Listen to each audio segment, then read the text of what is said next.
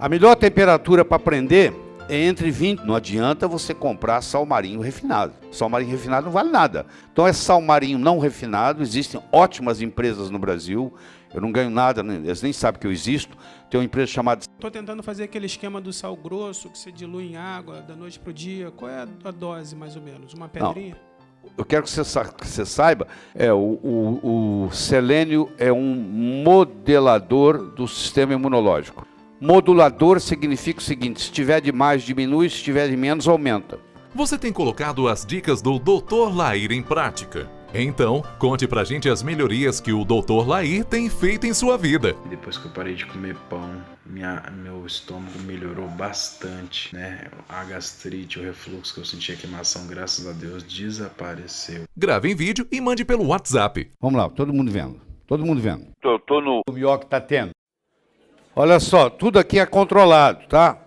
Nós temos um termômetro que controla a temperatura da sala, tá? Nós sabemos direitinho o que está acontecendo. A melhor temperatura para prender é entre 20 e 21 graus Celsius. Tudo aqui é pelo aprendizado. Então, se você é friorento, significa que a sua tireoide está preguiçosa, você traz uma blusinha. Tá bom? Porque aqui vai estar entre 20 e 21 graus para o seu bem. Quero que você entenda isso. Tá bom? Muito bem. Vamos lá? Tem mais alguma pergunta? Ali. Sandro. Não fique acanhado, não. Toda pergunta é bem-vinda. Deixa eu explicar para vocês. Essa sala aqui é uma sala de aprendizado. Aqui você tem direito de errar. Você não tem direito de errar no seu consultório. Aqui você erra à vontade, você faz pergunta boba. Eu estou aqui para responder, pô. Eu tenho que esclarecer. Você não pode sair daqui e perder essa oportunidade. Entendeu? Ah, mas o que vão pensar? Pensa o quê? O que os outros que se danem, pô. Você está pagando para aprender, pô. Olha, tem um termo ali que você usou que eu não sei o que é. Tá bom, eu te esclareço. Oi. Doutor Lair, Sandro do Rio de Janeiro, eu queria saber como eu posso repor o sal integral para uma paciente que tem hipotensão crônica. Hipotensão? Qual é o ideal? Tá, então, primeiro você já falou, ela tem hipotensão, provavelmente essa paciente sua, ela tem fadiga adrenal. A fadiga adrenal, uma das coisas que a paciente perde é a aldosterona. Quando ela chegar no seu consultório, você põe ela sentada, tira a pressão, manda ela ficar de pé. Tem que subir pelo menos 10 milímetros de mercúrio. Se não subir, ficar o mesmo ou diminuir, ela tem distúrbio da aldosterona. Tá? Então, a pessoa que tem fadiga adrenal, que tem distúrbio de aldosterona, ela já tem hiponatremia por natureza. Então, um dos jeitos de você tratar a fadiga adrenal dela é com sal. Não tem outra saída, você tem que dar sal. Como é que você dá sal? Você fala assim, ó, você pode usar o sal marinho não refinado. Não adianta você comprar sal marinho refinado. Sal marinho refinado não vale nada, porque você pegou o sal, fez ele virar cloreto de sódio. E o sal marinho refinado custa mais caro. Então, no fim, você terminou com a mesma coisa. Você terminou com cloreto de sódio. Então, é um absurdo você comprar sal marinho refinado. Então, é sal marinho não refinado. Existem ótimas empresas no Brasil. Eu não ganho nada, eles nem sabem que eu existo. Tem uma empresa chamada Sinsal com C, que é de Mossoró, que vende um produto chamado Flor de Sal, que é um espetáculo. Existe o sal rosa do Himalaia, que hoje está muito difundido, aí, muito barato, e é fantástico. Inclusive, eu tenho na minha casa lâmpadas de sal rosa do Himalaia, que é um show de bola, entendeu? Para limpar o ambiente. Não é sal grosso que limpa o ambiente? Você imagina irradiando. Sal rosa é um espetáculo. Você tem sal do Mar Celta, você tem várias opções.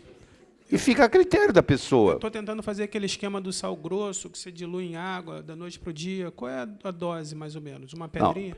Não. Eu quero que você saiba que o sal grosso é um quebra-galho, tá? Ele não é tão integral quanto o sal rosa do Himalaia ou o sal marinho integral. Quero que é um quebra-galho. Pessoa que não tem cão caça com gato. Então, é um quebra-galho, mas não é essa indicação. Se você puder, o seu paciente que está te pagando particular, você deve orientar ele para o sal integral, tá bom? E o que eu uso é o seguinte: para cada litro de água, você coloca 1 colher de café de sal integral. Esse é o esquema. Então, a pessoa põe 1 litro d'água, põe 1 colher de café de sal integral, mistura e deixa lá e toma. No meu caso, eu tomaria isso numa manhã, porque eu tomo quase 2 litros por dia. 1 litro, quase 2 litros. 1 litro e 3 copos por dia. Então, eu faço 2 vezes. Entendeu? Ou senão, você pode fazer o seguinte, pode fazer por copo. Você sabe que esse sal já tem um moedor nele mesmo? Você dá umas 4 ou 5 moídas em cima do copo d'água, está preparado. É isso aí. Mas nós vamos ter aula de água, você vai entender isso bem melhor. Última pergunta, quem é?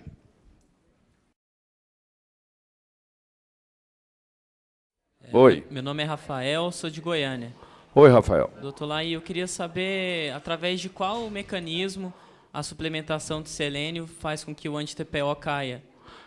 O selênio é um modelador do sistema imunológico.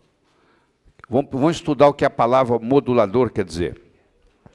Modulador significa o seguinte, se tiver de mais, diminui, se tiver de menos, aumenta. Por exemplo, os adaptógenos são moduladores. O que é um adaptógeno? Por exemplo, uma ashwagandha, que é um produto da medicina ayurvédica. É o ginseng indiano. Se você tiver o cortisol alto, ele baixa. Se tiver o cortisol baixo, ele sobe. Então, o selênio é um modelador do sistema imunológico. Se ele tiver ativado, ele maneira ele um pouco. Se ele tiver diminuído, aumenta ele um pouco. Então, é um modulador. É por esse mecanismo de modulação. Próxima pergunta. O Alexandre aqui, ó. Boa Oba. tarde. Eu queria saber como a gente pode saber quando o indivíduo já ficou detoxicado dos metais pesados, já que pela dosagem sanguínea você só vai identificar a contaminação contínua. Você vai aprender aqui a trabalhar com homeopatia para eliminar metais pesados. Você faz o tratamento, existe um sistema chamado de biorressonância, que você identifica se o metal está elevado ou não. Pelo sangue não resolve, mas pela biorressonância resolve. Então, os aparelhos que trabalham com biorressonância ajudam a determinar isso para você. Tá bom?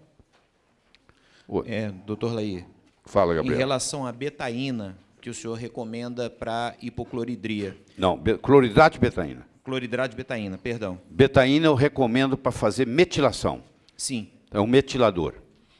É um Doação doador de metil. Doador de metil para baixar a homocisteína. Isso, etc. Certo.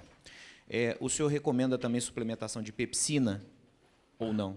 Se você quiser pôr junto, não tem problema, ajuda, só ajuda. Sim. Só que você tem que levar em consideração também o preço que vai ficar para o paciente, né? Você começa a pôr isso, pôr aquilo, chega uma hora que o preço fica tão grande que o paciente não havia receita. Certo. Você tendo isso em mente, claro que ajuda. Certo. Tá? Se o paciente está com muita queixa digestiva, até a betaína começar a funcionar e etc., se você puser pepsina, ajuda muito. Certo. Mas se você não puser, também numa questão de 10 dias, está lá resolvido. E o ácido clorídrico per si, o senhor recomenda? Se você souber trabalhar com ele, e o paciente não correr o risco de tomar demais e ter um problema sério, esse é que é o grande problema do ácido clorídrico, que às vezes você erra na dose, uma criança pega, é um veneno. Entendi. Então, aí você fura o estômago da pessoa. Entendi. Mas é um jeito barato de fazer também. A betaína não deixa isso acontecer. Entendi. Você tomar 3, 4 de betaína, você não vai furar o estômago por causa disso. Certo. Agora, se você errar na dose do ácido clorídrico, você pode terminar no hospital. Mas se você tem confiança como trabalhar com isso sem problema, em você mesmo, eu não vejo problema de você fazer o ácido clorídrico. A farmácia, você pode perguntar para elas lá, Arabella, você manipula o ácido clorídrico, né? Mas fica mais caro, e o risco é muito grande. Então, tá bom, tá? Fica mais caro, tá vendo aí? Fica mais caro que eu não sabia desse detalhe. Fica mais claro, então, e o risco é muito maior, então não há razão de usar, concorda? Certo. Tá certo? Certo. Tá bem? Última pergunta só. O senhor falou semana passada com a gente da arginina e da lisina. O senhor pincelou. Falou que a arginina aumentaria a sensibilidade do organismo a vírus e a lisina é antiviral. Sim. E hoje o senhor falou que a arginina potencializa a síntese do óxido nítrico. É verdade. Né? Qual o nível seguro Tá, da tá bom. reposição da arginina? Primeiro, a arginina potencializa. Eu não estava dando aula de óxido nítrico, então eu não estava te dando esse detalhe que eu vou te dar agora. A arginina só potencializa a produção do ácido nítrico antes dos 40 anos. Depois dos 40 anos, mais ou menos, o ácido nítrico já não é produzido via arginina mais. Então não adianta nada eu dar uma arginina para um indivíduo de 60 anos para aumentar o óxido nítrico. Não vai aumentar. Tá bom? Quando você dá arginina e você tem a preocupação de que o paciente tem herpes, porque uma vez que você tem herpes, você sempre tem herpes, ele vai ficar dormente e ele se manifesta. Quando o paciente conta para você que ele tem história de herpes e você quer dar arginina para ele, você tem que dar lisina junto, porque aí não tem problema. Agora, se ele não tem história de herpes, não é a arginina que vai criar o herpes nele. Você está me entendendo? Faz sentido?